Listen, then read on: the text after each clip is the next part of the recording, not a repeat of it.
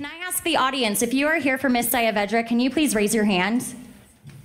Check this out. You made this meeting at 4 p.m. to avoid all of this support. We moved mountains to get here. That speaks volumes to Ms. Sayavedra.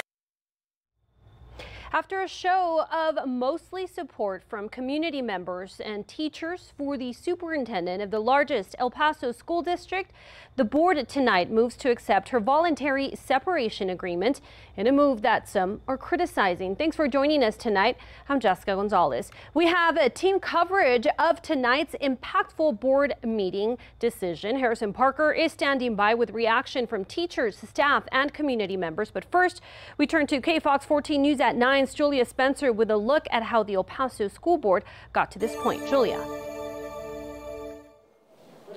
Well, Jessica, in a 4-1 vote, the EPISD board decided to move forward with Superintendent Diana Sayavedra's voluntary separation. Now, there was one trustee abstaining from that vote. That was Mindy Sutton. But with this decision, the board also voted to approve the interim superintendent, the district's CFO, to act as the superintendent. Now, this doesn't mean that Sayavedra will be going away from her duties at the district. Now, this has been, we have covered this for several weeks, and take a look at how this meeting went and how we ended up here.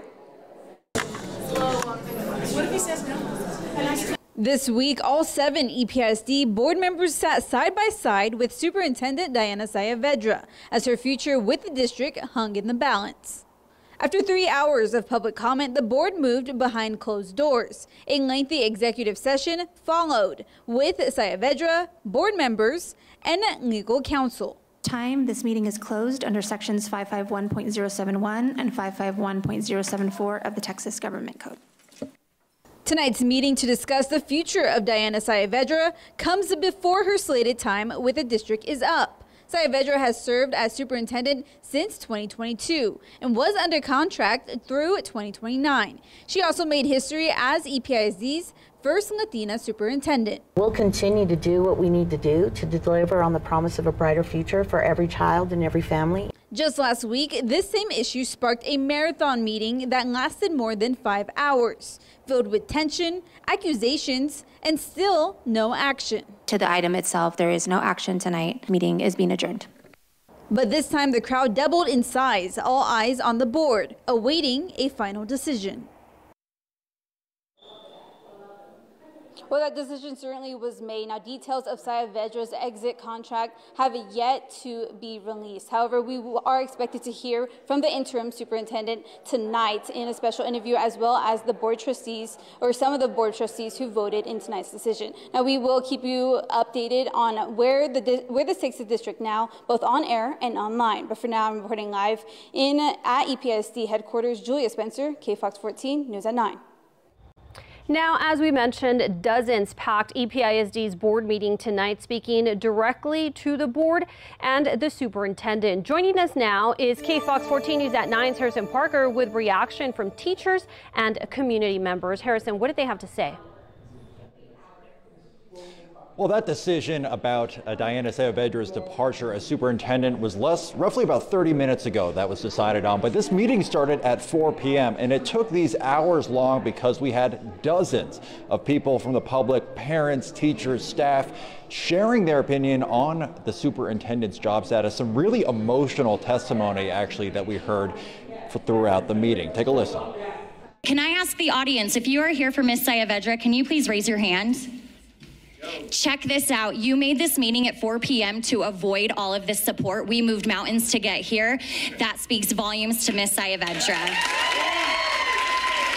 A packed house this afternoon at EPISD's board meeting, hearing from the public as dozens of people signed up to tell the board what they thought of Diana Sayavedra and her future as the district's superintendent. Yet Fort Bliss schools are deteriorating while the board keeps open a failing campus with barely over 200 students and now wants to incur more financial uncertainty by firing our superintendent. She's already endured a week-long public inquisition with not a single substantiated claim of wrongdoing. The board heard from dozens of speakers, many thanking Sayavedra for her work, Among those speaking, including several public figures, such as former District Attorney Bill Hicks, whose son attends school in the district, he says, and former board president Israel Iraboli.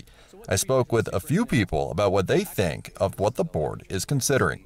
And is this a move for accountability, getting Sayavedra out, or is this to shake up things? What is the real reason? I think it's a lot of theater that's been happening a lot lately. I know that any time there was a concern as teachers, she would always address it. We would mention it to her, and she always did something about it. Despite the doubts surrounding the board's motives surrounding Sayavedra, some people I spoke with still had problems with how the superintendent handled some of her responsibilities. I'm one of the schools that is being closed, and there's a lot of data that I think was looked over. Well, since the board voted, again, not long ago to accept the departure of the superintendent, I've seen people in tears, people storming out in anger.